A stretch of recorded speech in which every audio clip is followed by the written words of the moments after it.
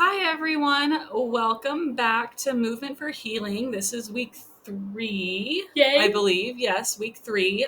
What we're going to be talking about today is movement for depression and how we can kind of work through some of those symptoms of depression using some different kinds of movement. So, I'm excited about this. yeah. Yeah, because this is what's great about having Jody with us is because this is something that she's really passionate about. She's really good at integrating movement and with healing. And so this is maybe some concepts that you've never thought about before or known about. It's a different alternate way of healing that I think is not discussed enough. Mm-hmm. And I am super excited to go on the journey about talking about healing today. Yeah, I'm super Mm-hmm. excited to share some of these tips with you guys. So, the first thing we kind of want to look at is how depression symptoms manifest in our bodies. And that can look like heaviness, low energy, problems with sleeping. It can impact your gut health. May notice a weakened immune system, body aches and pains, and changes in appetite. Now, those in and of themselves, of course, don't always signal Mm-hmm. depression, but it can also be interesting to kind of look at maybe some of these things coexist, or maybe sometimes when you notice feelings of sadness and heaviness, you're also notice that you're getting sick more often, Right. or maybe your gut isn't as healthy and you're Mm-hmm. having some weird gut things going on. So Right. they can connect. It's just to provide some awareness to you and noticing how your body Mm-hmm. manifests some of those symptoms. Yes, along with sadness, like Mm-hmm. recognizing that we're kind of sad more than not. We don't like to do Yeah. things that we once used to love to do. Right. Like there's a lot of components that go along with depression. And so kind of they're all over the internet. Mm-hmm. If you're finding that you're hitting a lot of the depressive symptoms, then this is probably a great way for you to integrate some Yeah. great movement or with healing with movement. Try something a little different. And especially this time of year, Mm-hmm. I know a lot of us start to feel the heaviness and the low energy Yes. with the seasons changing. It gets Mm-hmm. dark earlier. We don't get as much sunlight. It's cold. We don't get outside as much. And so all of that can kind of build. Especially if you're outdoor people. Yeah. Right? Then there's not those Like things that me. things you Yeah. love to do that you don't get to normally do. So Yeah, so yeah. it can be a hard time of year for a lot of people, and incorporating some movement into your daily routine can help kind of reactivate your body and move you out of that like heaviness and numbness that you might be feeling. So um, I feel like we can't really talk about depression without talking about Right. dopamine and serotonin, because those are they're neurotransmitters that really affect the mood and concentration. Mm-hmm. And oftentimes, in folks who feel depression, they have low levels of dopamine and serotonin, Mm-hmm. and that chemical imbalance can cause like just these really brutal cycles Mm-hmm. of depression and feeling unable to really get out of it. So this can just provide some awareness on that. You know, there's not necessarily something wrong with you. It's just your body isn't producing these neurotransmitters as much as Mm-hmm. other people, and it's okay to be aware of that. Right. Um, These chemicals that yeah. they can produce, unfortunately, because of the lack of the chemicals, it can cause some complications with our depression. Mm-hmm. And so I love it that you have them defined on here. If you're recognizing that dopamine, so dopamine is a happy drug that is released. It's a natural happy drug, Mm-hmm. which is nice. And so if you're finding that it's coming in a little bit lower, then that's where some of the sadness can kind of overtake, or Mm-hmm. feelings of you know what am I looking for, like that depressive Yeah, and symptoms. like, if you have difficulty concentrating, you used Mm-hmm. to enjoy things that you just feel like you don't have motivation to enjoy right now, that can be a symptom of low dopamine in your system. Mm-hmm. And serotonin, on the other hand, it leads to sleep problems, gastrointestinal issues. So that's where that gut health really comes into play, because I believe serotonin is produced in the gut. And so if there are low levels of serotonin, that can cause some gut health issues. And also it can cause irritability and memory problems. So all of this just isn't very fun Right. to experience. Right. Not fun at all. No. Yeah. So that's a kind of a little bit of a heads up on what can cause some of those depression symptoms. So the reason movement can be super important for helping release some of those symptoms of depression is because it can reawaken sensation in the body. I know with depression, it can often feel like you're numb, that you can't move. You just feel so inactive and just stuck. And so with movement, it can kind of help to reawaken the body and to get out of that stuck and numb state. And what that movement can look like is just gentle movements that can activate your body without overwhelming it, because big expansive movements when you're feeling stuck and numb can be overwhelming and not super helpful. So what we kind of want to start with is just gentle movement, like some light stretching. You can like bouncing. If you have one of those exercise balls, that can be a fun way to bounce around and get your body a little bit more active. Some tapping. I know you have previously mentioned like doing like body tapping, which can right down the arms. Yeah, down the arm. You can even start at your head and like work your way down, like massaging, because they activate those like neurons in your body, and it can kind of wake them up and get them out of that stuck state.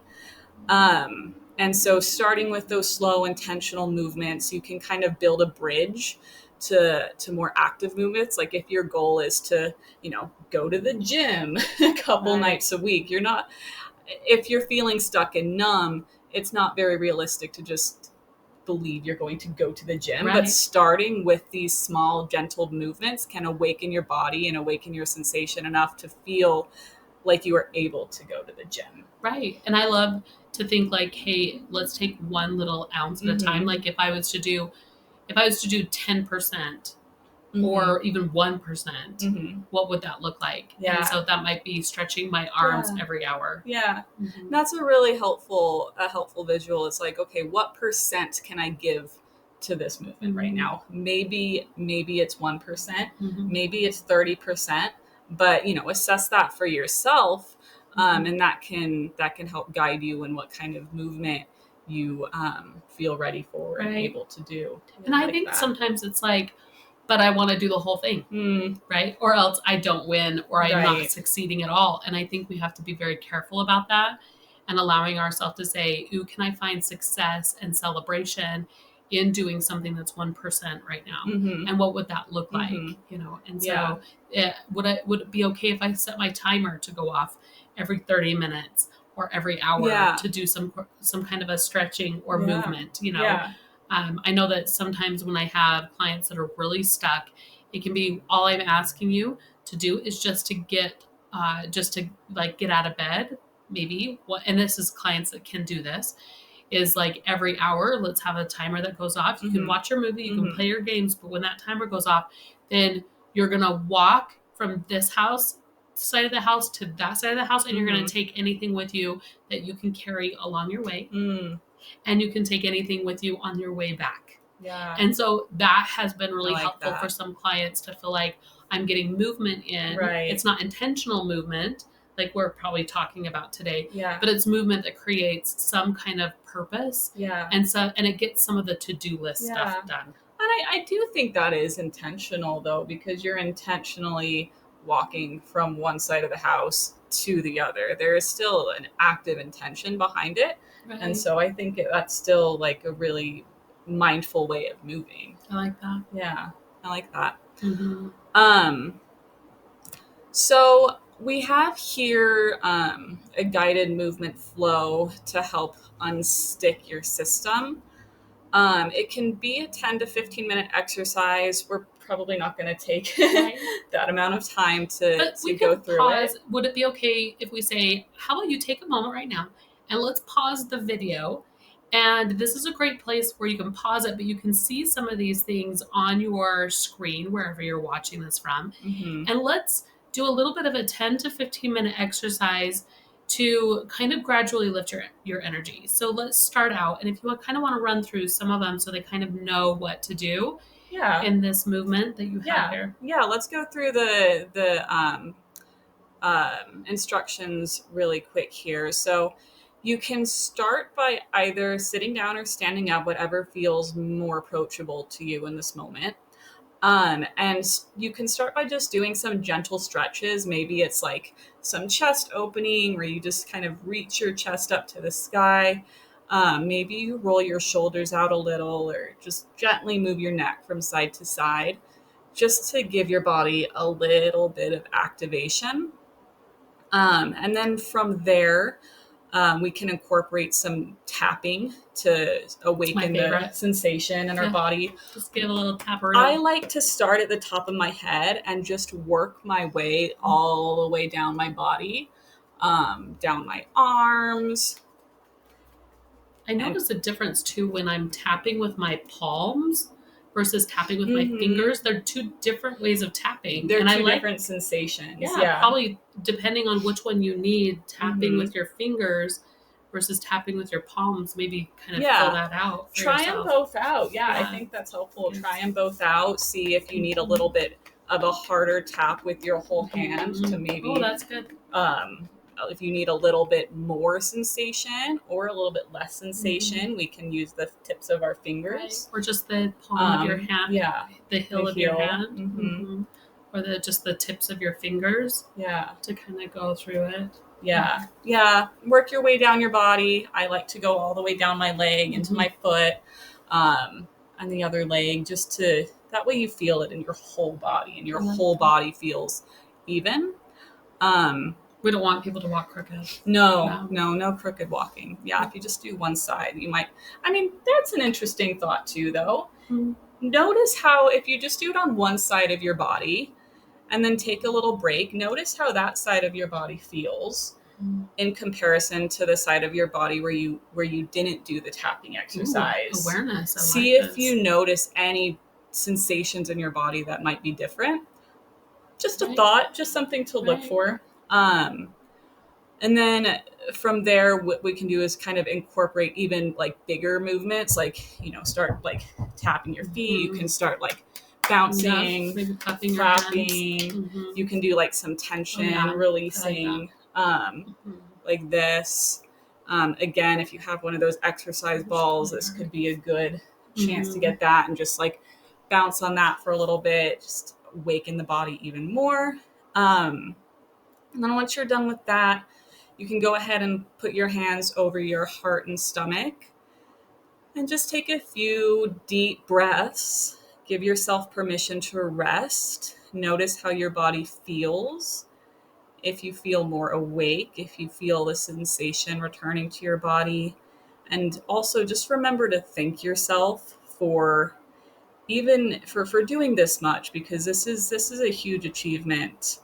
To give some love to your body and awaken those sensations that might be stuck. So really thank yourself for showing up and doing that for yourself.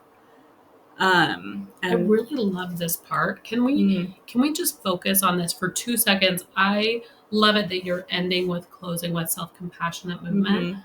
I think that this is so underused. A lot of times we kind of get into that place where we want to dispel thoughts and like, oh, that's ridiculous. Oh, movement, that's dumb. Or I'm too busy for that, right? But then really taking the time to celebrate the little things that you did just now and what percentage you could show up for yourself in this moment with movement. And having that like almost like an element of like hope for change, right?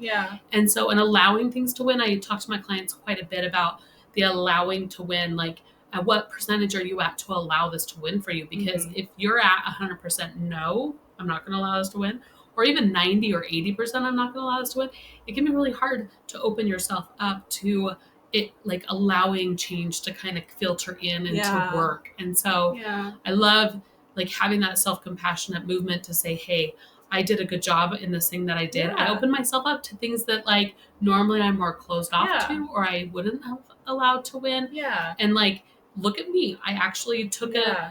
a little 5 minutes or 10 minutes and did a little something Yeah. today that I haven't done for weeks. And dare I say, we instill more motivation in ourselves when we approach ourselves from a compassionate standpoint than from a shaming Right. standpoint. Because Mhm. if you approach this like, oh, I could have done more, it wasn't that much, I didn't Yeah. really do that much, I It's didn't not really do a enough. lot, you're not going to keep doing it. Right. But if you approach it from a, I did what I could, I showed up for myself in the in a truly embodied way, then you will be more inclined to continue to do that over and over again. Right. I love that. Yes. Yeah. 100%. I think this is gratitude is one of the things that we suffer from the most, Mhm. and incorporating that in with the self-compassionate movement. I love that. Yeah. Yes. Yeah. 100%. So yeah, you can at this point, I'll carry on, but at this point, if you want to pause the video and go through this yourself, take 10 to 15 minutes to work through each of these steps, you can do that at this point. But if you're ready to kind of move on and close out with us, then we can go ahead and do that. So as with all of these classes, we end it with a little try it yourself. So you can kind of take this home and incorporate it throughout your day and your week. I would challenge you to recognize how early signs of depression show up in your body, because then you can catch it. And you can, once you start feeling that, you can redirect yourself into doing these movement exercises, into awakening the sensation in your body, or to keep it active before it goes completely numb. Right. If you can catch it early enough, you can do something about it. Sometimes I even like to say, like, the depression is like that compulsive feeling sometimes where I want to stay in it, and there's an addictive component to it as well, of wanting to stick in it. Oh yeah. And so I love the idea of challenging myself and saying, hey, do I want to stay here? Right? Do I really want to stay here? And if at all I can answer the question of no, I don't want to stay here, then okay, so what do I do to take control and power over that part of me that's making me feel stuck in sitting here? And so this is one of those easy ways that Jody has given us today that can help us do a little something that we don't even have to move from the couch or from the bed. We can do it when we wake up in the morning really quickly in some ways. You know, we can do it while we're driving a car and stopped at that stop sign. Yeah. You know, rolling our shoulders or our neck or encompassing some sort of like movement that can happen. We can do it while we're taking a test. We can do it while we're in school or working with our kids or trying to compose ourselves if our emotions are getting big and heavy. Like, these movements are just not just for depression. They can be for so many other things. But the component here is asking ourselves, do I want to? And if I want to, allowing it to win for ourselves. And I think that's the biggest thing to recognize here, is that if I do have that desire for change and I do want to make it happen, then that's where I have to insert action. Because otherwise we get stuck in wishful thinking. Yeah. And then what comes from wishful thinking? Nothing, right? And so that's where we say, okay, I want to do something to get out. Yeah. And I do recognize that there's some components here that are getting me stuck. And so this is just one little thing that you can do to start a pathway towards that. Yeah. Yeah, I like that. I like the visual. I tell this to my clients a lot. It's like when you're driving in the snow, it's so much easier to just drive through the lanes and the roads that have already been packed down because you've been driving over them time after time after time. And it's so much harder to drive on the unplowed streets or the roads that fewer people go down. But the more you drive down that road, the smoother it'll be. And the more you'll be able to recognize. And if there's no plowed roads, since we're using this analogy, let's go with it. Run with it. Then don't stop. Because we know that once we stop, it becomes really hard to gain that momentum going forward again. And so once you get going, you can plow through that bigger, snowbank or through those things that are a little bit heavier. Yeah. But man, once you stop, it kind of sucks you in there and you get stuck. Your wheels are spinning, but you're not going anywhere. Right. Yeah. And then you have to get out and push. Yeah, no one wants that.